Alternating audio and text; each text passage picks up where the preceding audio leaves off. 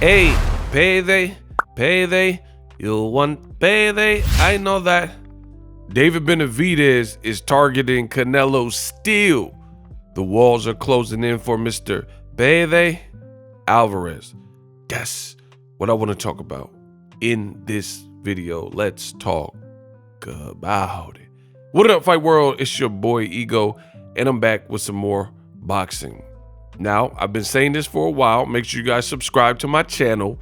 The walls are closing in for Canelo Alvarez. Canelo did a 3-fight deal with PBC Al Heyman. If you follow my channel, you would know that. And he's completed 1 fight. He fought a smaller Jermell Charlo, not the one at 160, which everyone thought, but Jermell Charlo, who was undisputed at 154. Now, David Benavidez, he has a tough fight this weekend versus Demetrius Boo Boo Andrade. And one reason that fight makes Canelo look bad is because easily the main event, either Benavidez or Andrade, have both been guys that Canelo could have fought and should have fought over the years, namely Boo Boo Andrade, because they've been in now 3 divisions together. First, it was 154. They were all in the same weight class at the same time. Then it was 160. And currently it's at 168, where Canelo Alvarez is undisputed. David Benavidez, he has a tough fight. You can't really look too far past that. But he has been asked about Canelo, so he did talk about it. He says, quote, "I want to make my own lane.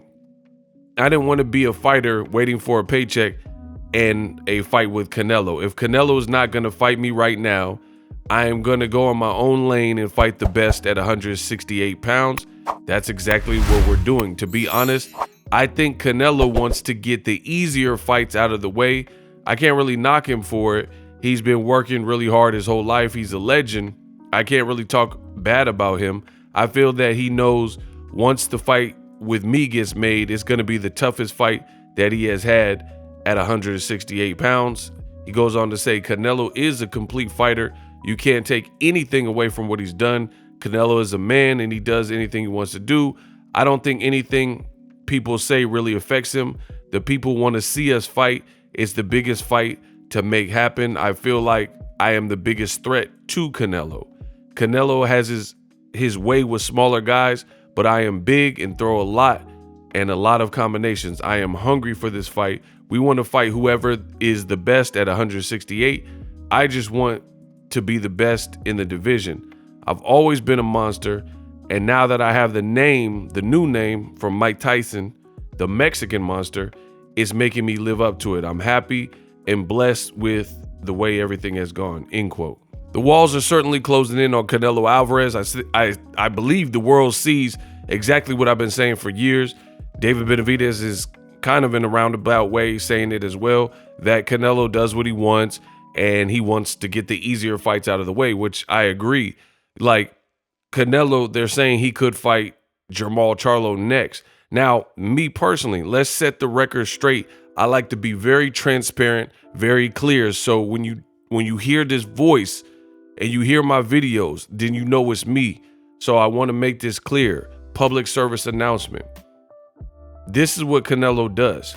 There have been people that me, Ego, I have been very keen on seeing Canelo Baby fight with. Guys that I've mentioned in the past are Demetrius Andrade, also Jermall Charlo, and also Dimitri Bivol. But this is the thing, and you guys got to pay attention for the sleight of hand tricks that Canelo does. Him knowing that he's done some successful pay-per-views, he's the A-side, whatever we're labeling it as, he takes advantage of that. So I wanted to see him fight Bivol years before he actually fought Bivol. And then when they fought, Bivol still was good enough to beat him, and I thought handily beat him. But what Canelo did is he slept on Bivol. When Bivol was first calling him out years before, he waited, because Bivol, there was a point where Bivol was just looking pretty impressive and he was undefeated. Now, although he was still undefeated when Canelo finally fought him, if you look at his performances right before Canelo Alvarez, he didn't really look like anything special. It looked like he had almost regressed. So right before Canelo, this is all facts, you guys could look it up, his best name was probably Joe Smith Jr., a guy with power, right? And he almost got knocked out, or at least knocked down. He was definitely hurt in the final round of that fight. And then after, I don't know if it was that, oh-ish moment in the Joe Smith Jr. fight where he started fighting different or maybe lost some confidence. I don't know. But he wasn't fighting guys who were even as known as Joe Smith Jr.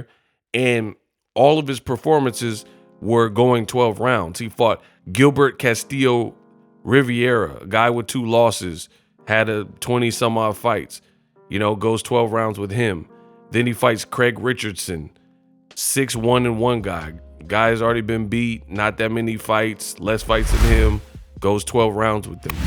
And then he fought Umar Salamov. Again, none of these are compelling names that anyone even knows or rates. And these are the guys he was fighting.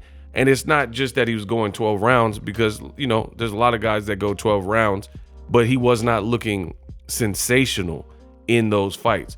But then when his competition stepped back up and he fought Canelo, and then after that, Gilberto Zurdo Ramirez, then he looked very, very impressive.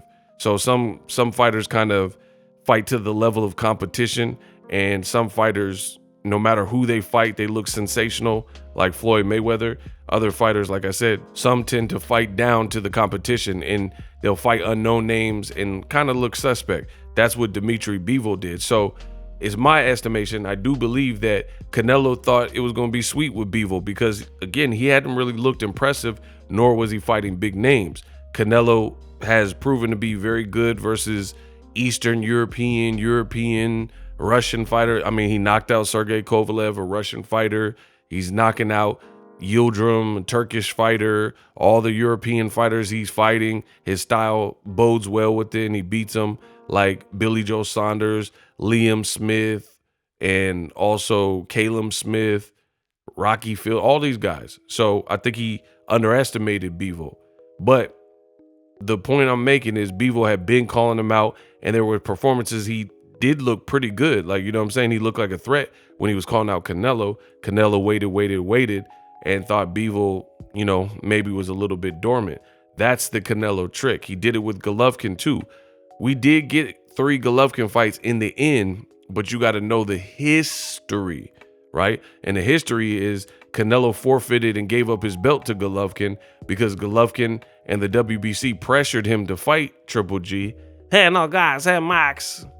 And then at that specific time, he said he wasn't ready and he wasn't going to be distracted and all this other stuff. No one can force me to fight, take the belt. And that was a bad look for Canelo, right? So that's kind of a trick that Canelo does. Now, fast forward to the future, fighting Jermell Charlo, I don't really know anyone who's really asked for that fight unless we're talking about years ago when they were all at 154. That's when that fight made sense. He didn't do it when they were all at 54. He waited till he had experience at 75, 68, and over the years, experience north of 160, and then that's when he wants to pull up Jermell Charlo. And I told you that was it was kind of a foolish fight. That's why if you look at I'm not saying it after the fact. I'm Ego Stradamus. I don't have to wait. But if you look at my channel, I was covering it, but you never heard me sound like, usually when it's a great fight, you'll hear it in my voice and with my content because I'm a fan of this. So if it's a great fight that I'm anticipating and looking forward to, that means I'm really looking forward to the fight. And there's just going to be a different level of conviction and energy behind it because I, as a fan, love the fight, right? You didn't really get that with Jermell Charlo and Canelo because I thought the fight was kind of dumb to begin with. And then when it happened, you guys understand now why I thought that. You're fighting a guy 14 pounds under you, just like David Benavidez is saying, and that's what happened. He didn't want to go out on his shield. I mean, he's not even in his weight class, so he played it safe. The end result, it wasn't a great fight for fans. And the same thing with Jermell Charlo. I've been an advocate for a Charlo fight, but this was prior to him having mental health issues and mental breakdowns. And even if you listen to Jermell Charlo in his interviews, Sometimes he doesn't even sound as aggressive as he did years ago, right? Also, getting slapped by Caleb Plant. Years ago, before all the mental health stuff, I don't know how Charlo would have responded, but if I had to take a wild guess, if Caleb Plant would have slapped him years ago, I truly feel that Jermall Charlo, years ago, he had such a fire, like when he was knocking out Julian Williams and stuff, that he would have went off, like more so than what was on that tape. You know what I mean? So I agree with Benavidez. I think Canelo's trying to get the certain fighters out of the way first, because he knows guys like David Morrell, guys like a Bivol rematch, guys like Beterbiev, guys like David Benavidez, they're all super tough. Now, some of those are at 175, but even the ones at 168, like Morrell and Benavidez, he knows those are probably like the top 2 toughest fights for him. So he'd rather pick around, move guys up, stuff like that. So we'll see. We'll see how long Canelo fans keep supporting that. Drop your thoughts in the comment section. Best in the business, and it's not even close. We unpacked. Introducing Super Thanks. Right here on the official Boxingego YouTube. Super Thanks allows you, the viewers, to show a little bit of extra gratitude, which enables me as a full-time content creator to push out the content you need in the world of boxing. Underneath all the videos, you will see a heart with the $sign in it. You can enter any amount that you find suitable as a super thanks. A brand new, interactive, and colorful way to get your comments highlighted and noticed by not only myself, but other people on the YouTube platform. Super thanks, a unique and cool way to show and applaud us full-time content creators. Hopefully you guys enjoy the content. Super thanks. The future is now. The Hibernation 5s by Kenichi Bear. Hybrid gaming and lifestyle headphones. Out of the box, you can connect to any console or PC. Bluetooth ready with a low latency USB adapter, color RGB, and extreme bass mode. The Hibernation 5s adjust to you. Whether you need a gaming, travel, gym, or lifestyle headphones, the Hibernations got you covered. The new Hibernation 5s, link in the description. Customize the way you hear the world. Welcome to the nation. Are you tired of your YouTube videos not getting any views? Well, consider TubeBuddy. I've used TubeBuddy for years to scale up my YouTube channel. Now we're sitting over 200,000 subscribers. TubeBuddy is a browser extension that offers a ton of built-in productivity and time-saving services to take your channel to the next level. Use my link in the description to get started with TubeBuddy and level up your channel faster. We working.